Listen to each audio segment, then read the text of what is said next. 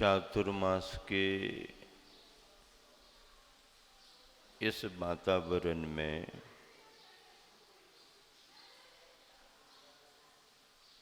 श्रावण माह चल रहा है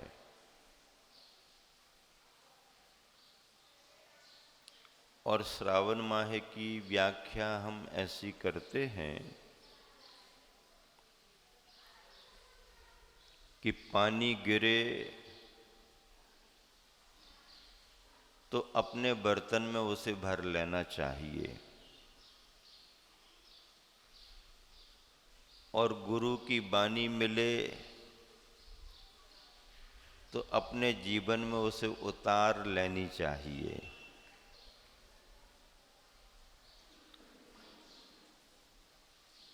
श्रावण का ये माह श्रवण यानी कान खोलने के अर्थ में है। आषाढ़ की व्याख्या में मैंने कहा था कि किसान अगर आषाढ़ में आलसी हो जाए तो उसकी साल खराब हो जाती है और आषाढ़ के महीने में अगर श्रावक जागरूक नहीं हुआ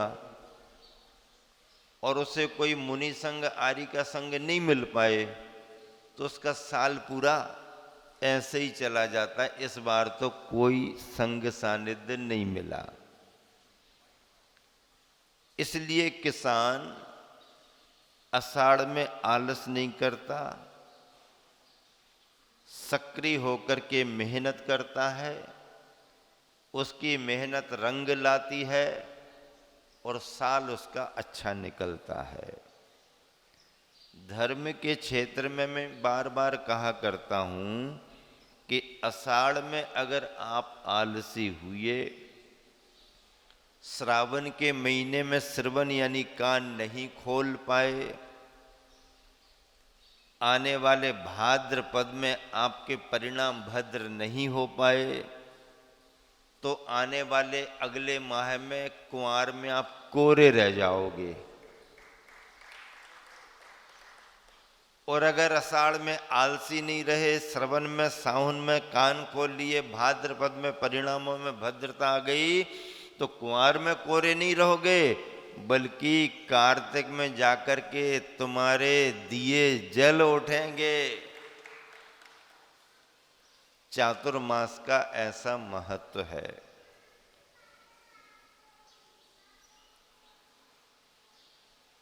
चतुर्मास के रंग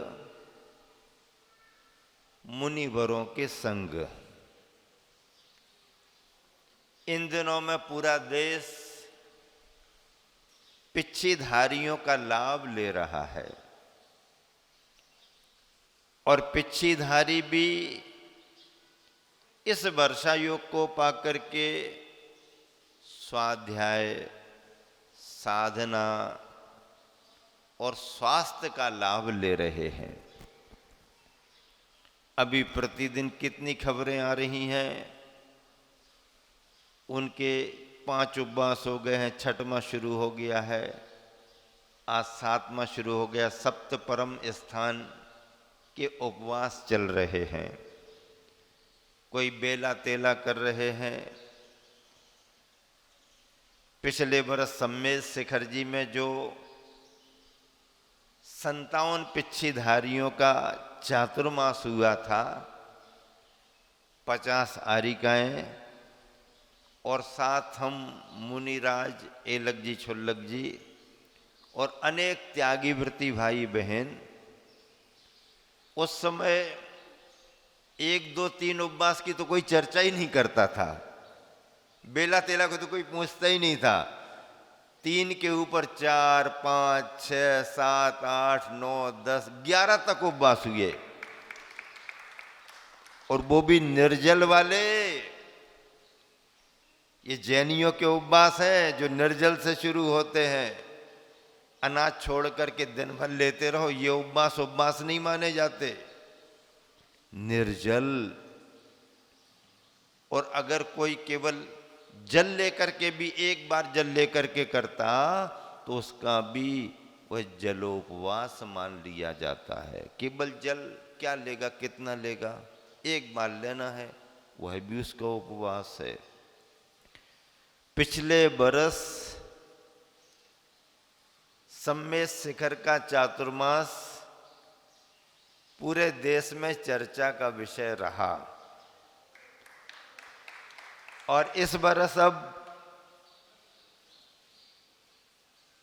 सिद्ध क्षेत्र कुंडलपुर में बड़े बाबा के दरबार का चातुर्मास पूरे देश में चर्चा का विषय बना हुआ है। यहां भी बेला तेला कर रहे हैं। सभी संघों से खबरें आ रही हैं, उनके 3 उपवास, उनके 4 उपवास, उनके 2 उपवास।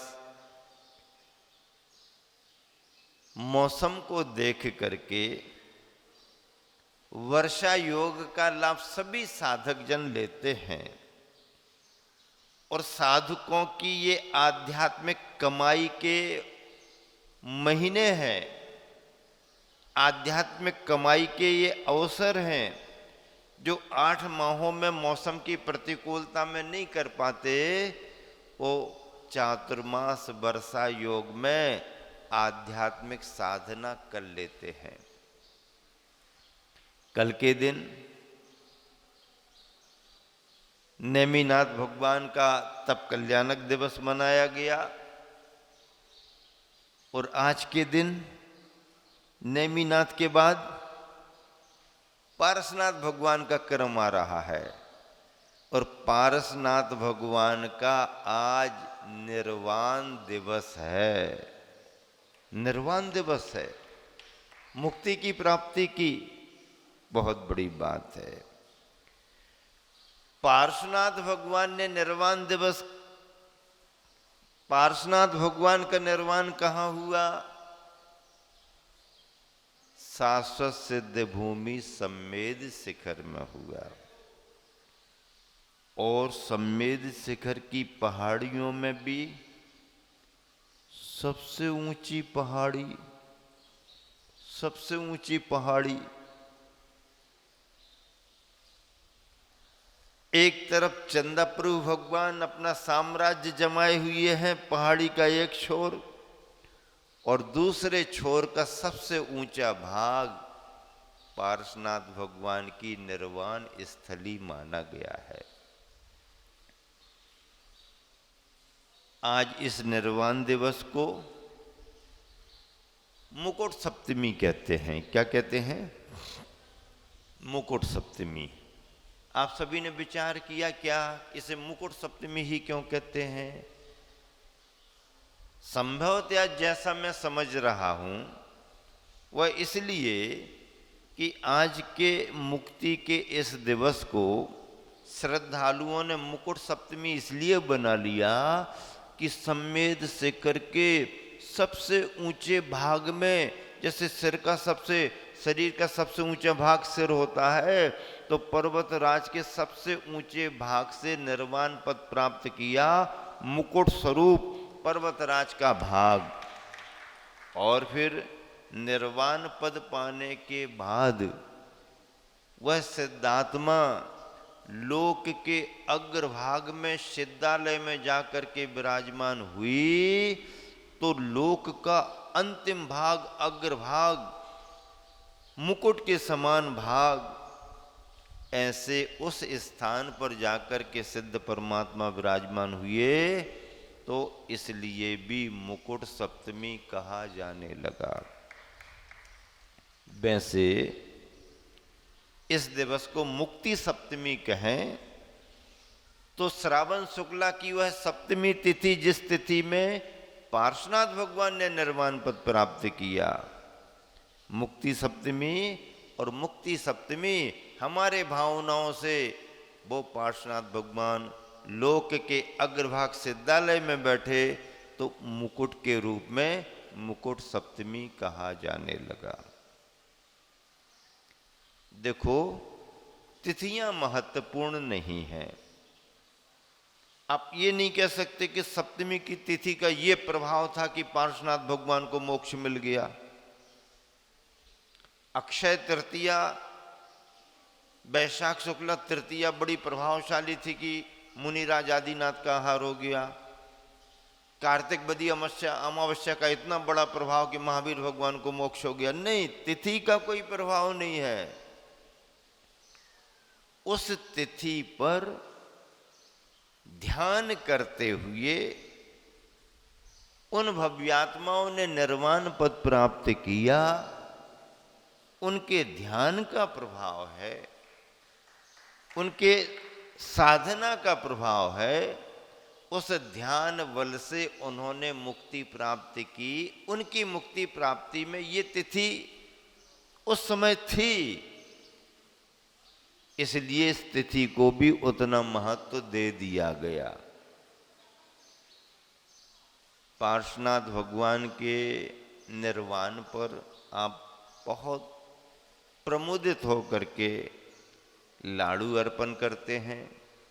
महावीर भगवान के निर्माण दिवस पर भी लाड़ू अर्पण करते हैं। सभी तीर्थंकरों के निर्माण दिवस पर लाड़ू अर्पित करो, सभी तीर्थंकर के कल्याणक मनाओ।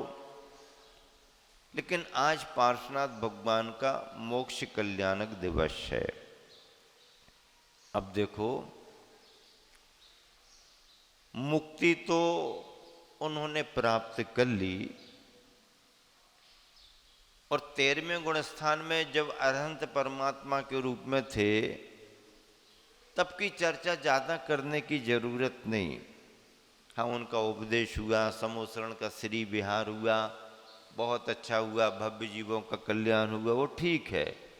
लेकिन सबसे बड़ा विषय और सबसे कठिन विषय पार्श्वनाथ भगवान के जीवन में, तीर्थंकर पार्श्वनाथ के जीवन में सबसे कठिन क्षण वो आए जब वह मुनि अवस्था में ध्यान कर रहे थे, और वही पुराना जो कमठ का जीव चला आ रहा था, संबर नाम का ज्योतिषी देव बना, और उसे इन्हें देख करके पूर्व बैर का स्मरण हो गया, तो इसने उपसर्ग करना शुरू किया। और उपसर्ग सामान्य नहीं, घोर उपसर्ग किया, तरह तरह से उपसर्ग किया। प्रकृतिकृत उपसर्ग किया, पशुओं कृत उपसर्ग किया, सारे उपसर्ग विक्रिया के द्वारा उसने किए।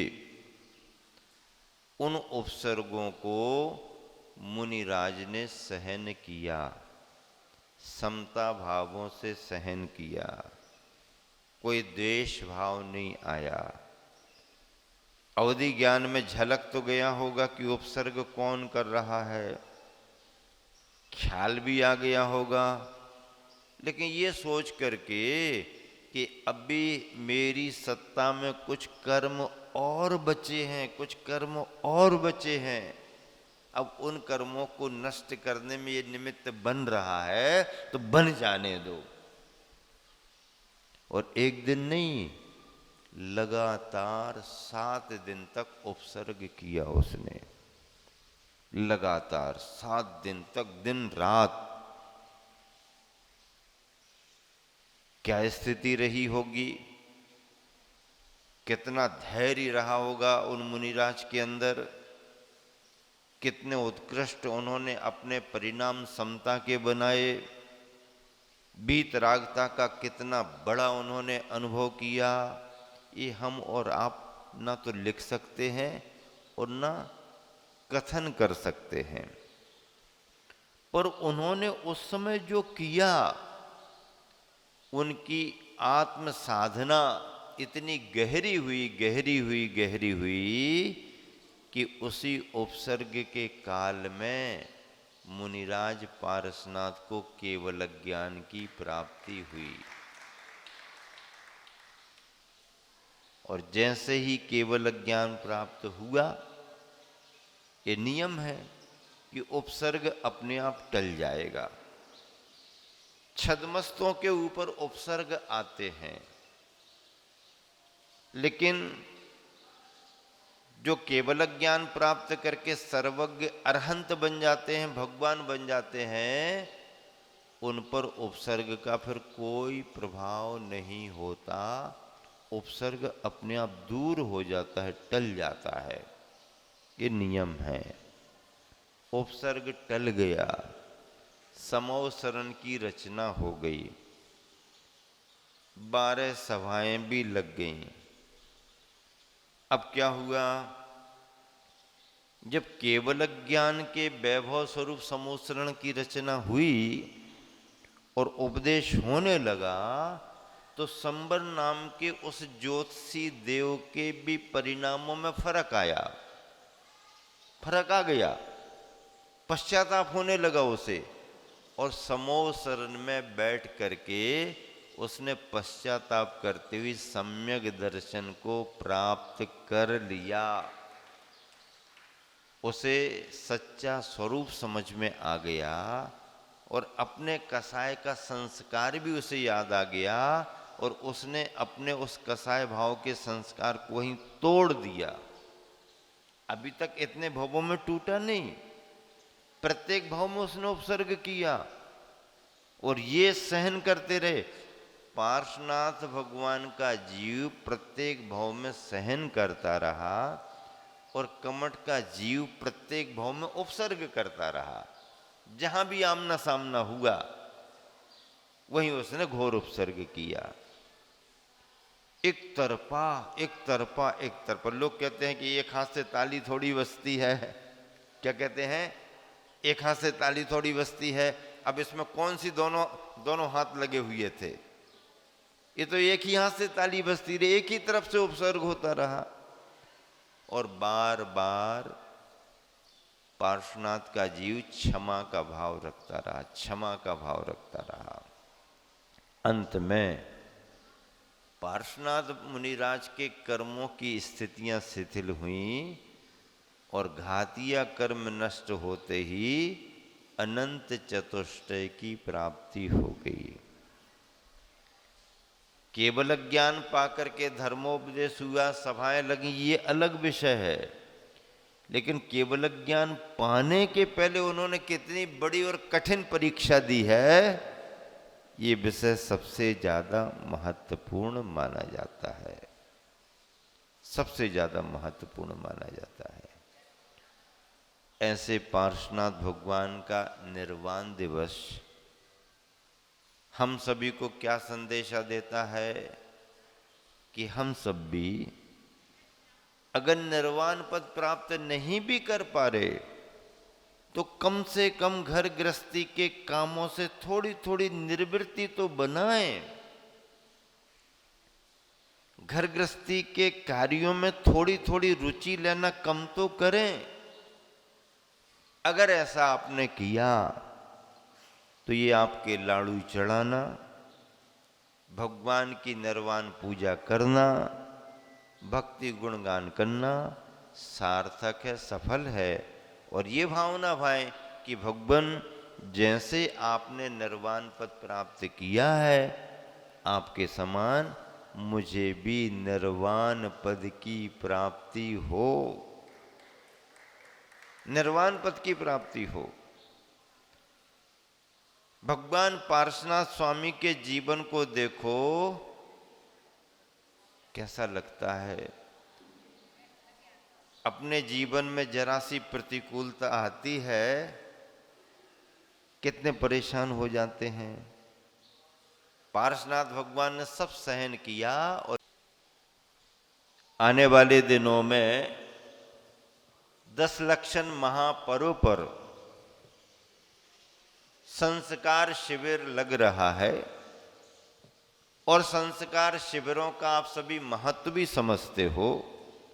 इस वर्ष सिद्ध क्षेत्र कुंडलपुर में बड़े बाबा के दरबार में बहुत बड़ा संस्कार शिविर आयोजित किया जा रहा है और इस शिविर का उद्देश्य 10 लक्षण महापर्व की आराधना तो आपकी होगी ही होगी, आपको भक्ति का, ज्ञान का और संयम का अद्भुत संयोग बनेगा।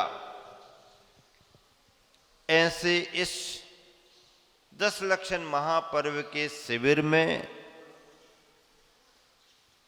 व्यवहारिक जीवन को कैसे जीना है और अपने जीवन को शांत और आध्यात्मिक कैसे बनाना है, इन सूत्रों को समझने का ये स्वर्णिम अवसर है। और जिन्होंने कभी शिविर अटेंड किए हैं, उनके अनुभव, उनके जीवन में आमूल चूल परिवर्तन आया है। इस संस्कार शिविर में प्रातः काल से लेकर के सायं बेला तक क्रमबद्ध तरीके से भक्ति, स्वाध्याय, सामायिक, संयम, खान पान की शुद्धि, एकासन, उपवास आदि के संस्कार मिलते हैं और यह हमारे जीवन के अंग बन जाते हैं, साधना बन जाती है।